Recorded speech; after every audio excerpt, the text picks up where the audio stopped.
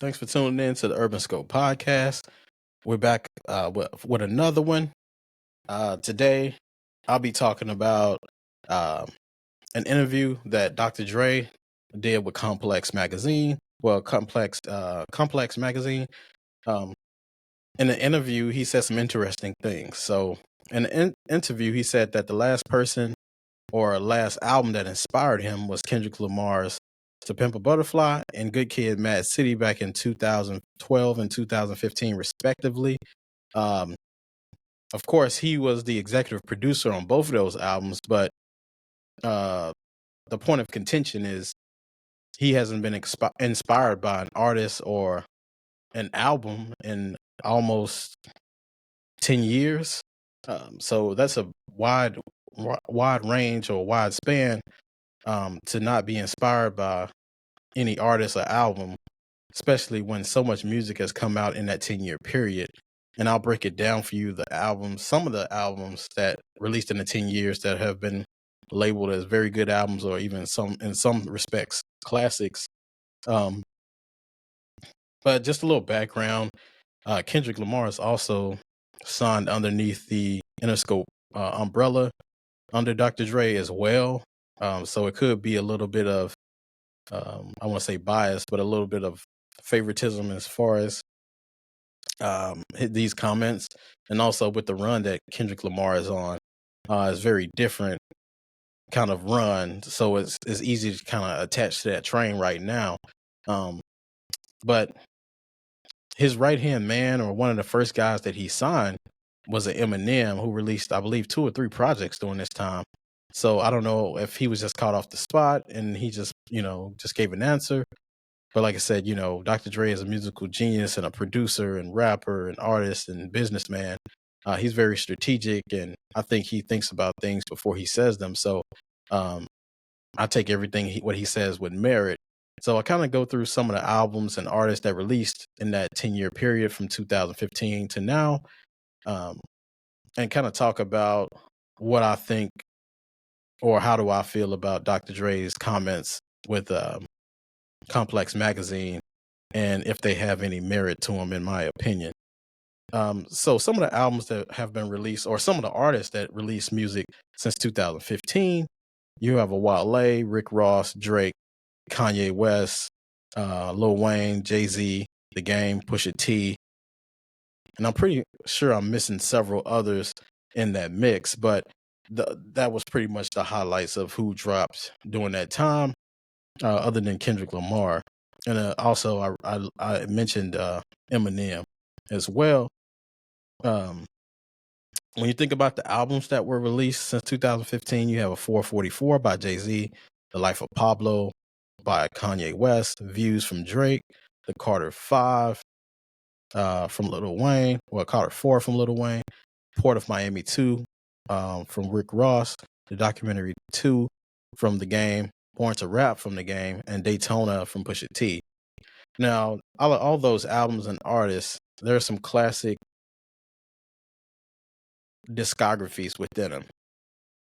But looking back on it, those albums don't compare to the earlier versions of those albums and the earlier works from those artists. When you think about Kanye, The Life of Pablo isn't his best work, in my opinion. You would have to go to The Graduation or College Dropout, one of those, Late Registration, around that era. Even, Drake's Views is a good album, and it was a very underrated album, and more people are starting to see the greatness of that album now. But when you think about it, most of these artists, one of their first best albums are within the first 3 albums, I would say. So the Port of Miami 2 from Rick Ross, uh, Teflon Don, I think is his best collective work as far as album goes. I think that was back in, that was before 2010, I believe, like '09 or somewhere around there. So I think that was his best works. But Rapper The Game has a unique one, because his first album, in my opinion, wasn't his best album, which sold the most when he was with G Unit and 50 Cent. But I believe The Game's best work was when he left that camp, and the storylines about it is, can he recover? Is he going to be a good artist? And I think he put out his best work with The Doctor's Advocate. Some of my favorite songs ever that he's ever put out has been on that Doctor's Advocate album. from '06, '07, I believe. So I kind of agree with Dr. Dre from an artistic or creative standpoint. I can see why he hasn't been inspired by any artist nowadays, because a lot of the music is pandering towards the younger generation and trying to make hits for radio, for the clubs, and for the younger generation that has an affinity for fast-paced music and not a lot of lyrics, but more production-wise. And from Dr. Dre is a producer. He's a rapper as well, so he has an eye for two different things, right? Some people have written for him before, but he still can rap, and he still is considered a rapper, even though he's a producer foremost. But I can understand why he hasn't been inspired in the last couple of years. Like I said, the pandering to the younger community, and also when you think about what music has become nowadays, everything's digital. You don't have a physical copy of anything. There's really not a lot of work you have to do to get to an album now. When you used to have to go to the record store and get an album, I think you felt more compelled to listen to the album. You connected more with the artist.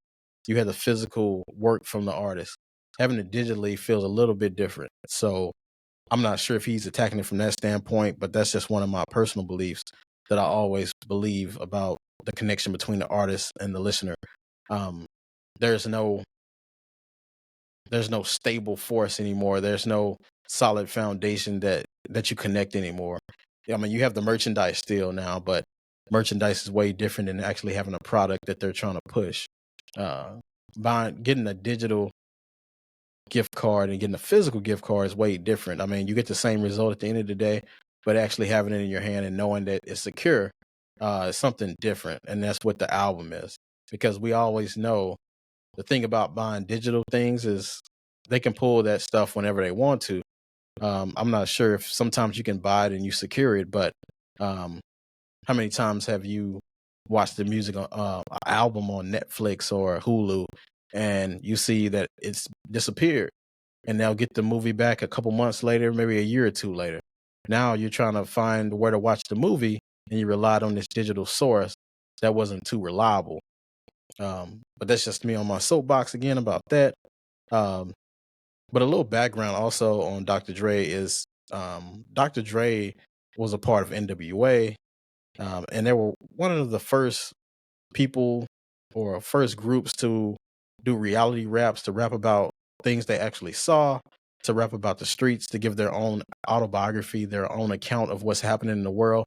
They stood on more than just gangster rap. They stood on morals and principles and police brutality, um, things, murder in the hood and things like that, and preaching independence and things like that. So he's coming from a total different perspective of standing for something and not just trying to make a dollar or just trying to make a hit. Just about making substance and actually affecting change and being that model of consistency for the community, for people to actually have something to rely on, to give people hope, whether you have it or not. Um, this era is like I said, it's about, in his era, it was about the people moving product. Now it's about people using the product, and the music is kind of reflective of that. I believe. So he made music for the adults, the underserved, the underprivileged. Now music is catering towards being rich and how much money you have. One of my favorite interviews on the Breakfast Club was with Trick Daddy, when he said, times have changed now. Artists are coming out with the gold chains. They're coming out with these cars. They're coming out with these big houses. But when Trick Daddy started, he was saying, we was broke on these first videos. One of his songs, They Don't Live Long, he said, I want a Benz, but I'm 50 grand short. So basically saying he was dead broke. He was trying to obtain these things and rap his way out of the hood. These artists now, they're throwing money around in their videos like they're 10, 15 years in the game. And I could see whether that would kind of turn off a Dr. Dre and older artists, because they actually have to earn what they put in. Now they're getting these big advances, and I'm not sure if they recoup this money. It doesn't seem like it with the streaming eras, but um, it's just a different time now. And then things evolve, so people have to learn to grow with the times. But at the same time, some things should stay the same as far as the art of music. I do believe in evolution and believe in growing and growth. And music is more of a global thing now. So understand, catering to your audience to somewhat, fulfill their needs, their listening needs, but to totally go left and leave out your grassroots is, just a bad practice. It's just bad all around. You don't want to get in the habit of just totally selling out your base just so you can make more money or to get more views. Staying true to yourself is very important. So, um, I was thinking about the albums that inspired me throughout my life, and most of those albums kind of coincide with Dr. Dre says. Most of the albums that I listened to were prior to 2015. You have a Fiasco's Food and Liquor back in 2006. You have a Common B album in 2005. You have a Nas Illmatic in 1994. Dr. Dre, The Game's Doctor's Advocate in 2007. You have a Jay-Z's Reasonable Doubt back in 1996, or a Tupac Me Against the World in 1995.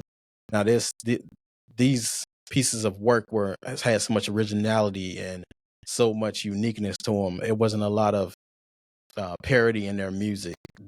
These things, when you heard them, it was first time you were hearing them. It sounded like something totally different. Made you fall in love with the art. Made you fall in love with hip hop. Made you fall in love with music and being able to understand creativity. And we just don't have a lot of that nowadays. And hopefully it'll get back to it. But with the trend, it doesn't look like it'll get better anytime soon. So, in the comments, tell me what are your thoughts about Dr. Dre's comments. Remember to like and subscribe to the videos. And until next time, I'll see you next time.